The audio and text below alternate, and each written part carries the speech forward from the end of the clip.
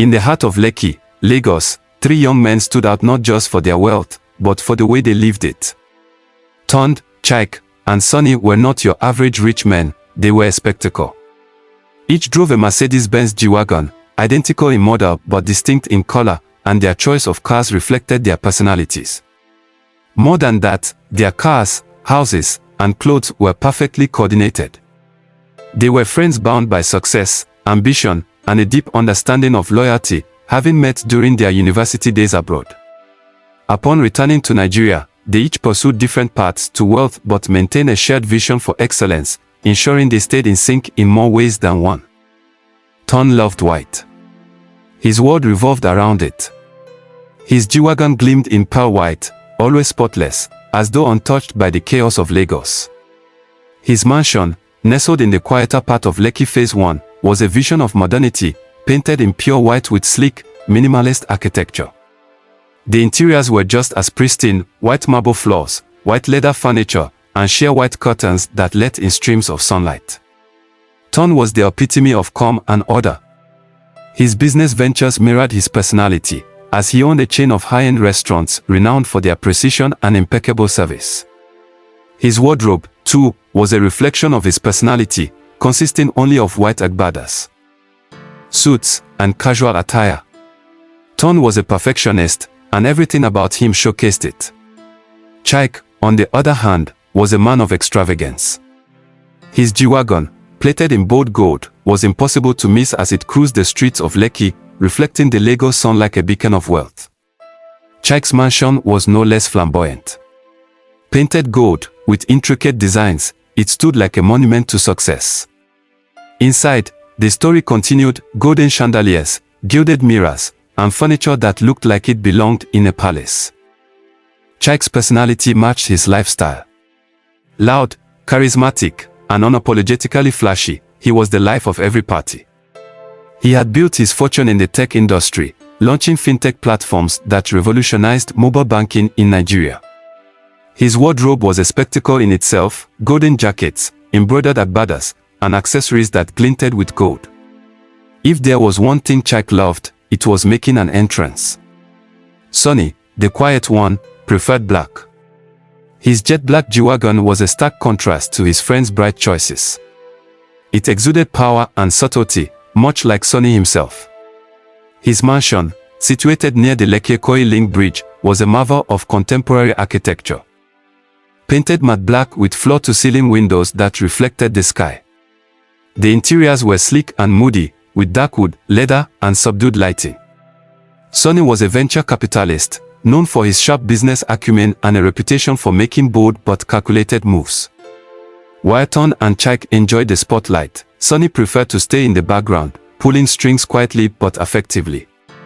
His wardrobe was simple but elegant, consisting of all black agbadas, tailored suits, and casual wear. His presence was commanding, even without words. The three were inseparable. Despite their different personalities, their bond ran deep. They were often seen driving in a convoy through Lekki, their white, gold, and black G-Wagons causing heads to turn. On Fridays, they gathered at Tunde's rooftop lounge to catch up on business, share ideas, and enjoy each other's company. Their friendship wasn't just about luxury, it was a symbol of loyalty and shared ambition. They had built their empire side by side, cheering each other on and lifting each other up.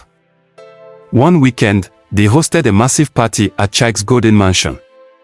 The theme was the colors of wealth, and guests were instructed to dress in white, gold, or black.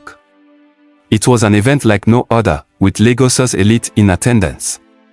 Tunde's chefs provided a menu that left everyone talking, Chike's golden decor dazzled the crowd, and Sani's quiet yet powerful presence tied it all together. The party was the perfect reflection of their lives, extravagant, unique, and unforgettable. Over the years, their successes only grew. Tunde expanded his restaurant chain across Africa, earning a reputation for culinary excellence. Chike's fintech empire reached global heights, landing him on the cover of international business magazines. Sani became a silent force behind some of the biggest startups in Nigeria, his investments shaping industries without him ever stepping into the spotlight. The trio became legends in Lekki, their synchronized lifestyles a testament to friendship, ambition, and the power of vision. Their white, gold, and black G-Wagons remained a symbol of their unity, a reminder to everyone watching that true wealth is built not just in isolation, but in partnership. The trio's lavish lifestyle extended far beyond their synchronized houses, cars, and wardrobes. As their wealth grew, so did their appetite for the finer things in life. Lagos was their playground, and they knew how to live it up in ways that left everyone talking. On most weekends, the three would hit the most exclusive nightclubs in Victoria Island, each arrival a grand spectacle. Tunde, ever the gentleman, always dressed in a crisp white tuxedo, with an air of sophistication that attracted the kind of women who loved his clean-cut demeanor. Chike, loud and unapologetic, often entered in his signature gold, sometimes wearing sunglasses at night just to emphasize his larger-than-life presence. And Sani, in his usual all-black, would quietly take the VIP section's corner, his piercing gaze enough to intimidate anyone who dared to disturb his peace. The women flocked to them, drawn by their confidence, charm, and, of course, their wealth. Tunde was the romantic, known for his poetic conversations and habit of sending lavish gifts to anyone who caught his interest, a bouquet of white roses, designer jewelry, or an all-expenses-paid trip to a tropical island. Chike was the playful one, often entertaining his guests with his witty humor and larger-than-life stories of his successes.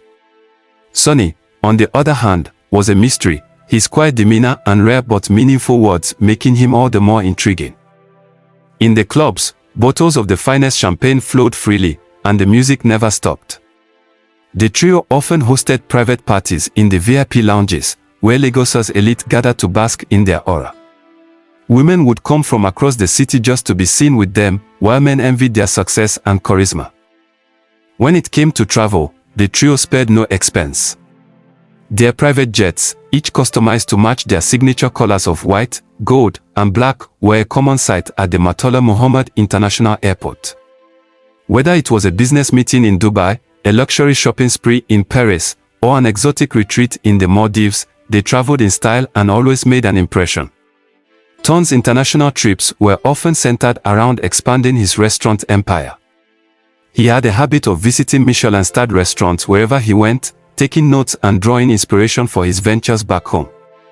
On one such trip to Italy, he struck a deal with a renowned chef to open a flagship restaurant in Lagos, which later became the go-to spot for the city's elite.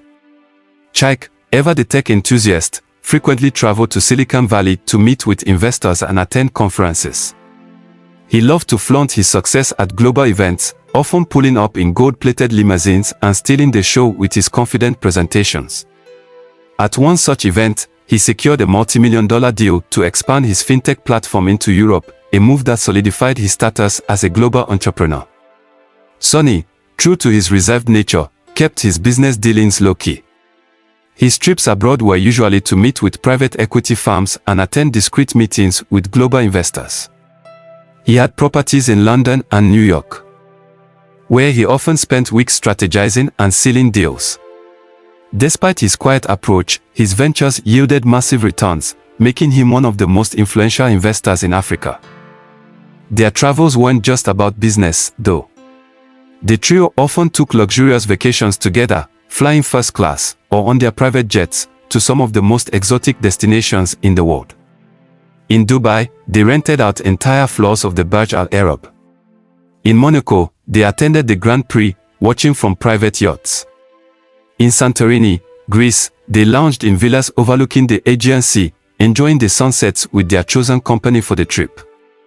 Their return to Lagos after each trip was always an event. Their convoy of white, gold, and black G-Wagons would roll through the streets, announcing their arrival. The trio had a way of making people feel like life was meant to be lived grandly. And they had mastered the art of it. Back home, their nights in Lagos remained legendary. They continued to frequent the city's top spots, but their private parties at their mansions were what truly set them apart. Tunde's rooftop lounge became a haven for late-night conversations under the stars. Chike's golden mansion turned into a carnival of lights and music, while Sani's moody black mansion hosted more exclusive, intimate gatherings for Lagos's power players.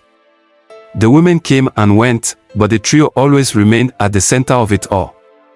Their bond was unshakable, their lifestyles unmatched. Whether in Lagos or abroad, they were living proof that success wasn't just about money, it was about creating a life so extraordinary that everyone wanted to be a part of it. As time went on, the trio's wealth and influence began to attract not just admiration but attention from the corridors of power.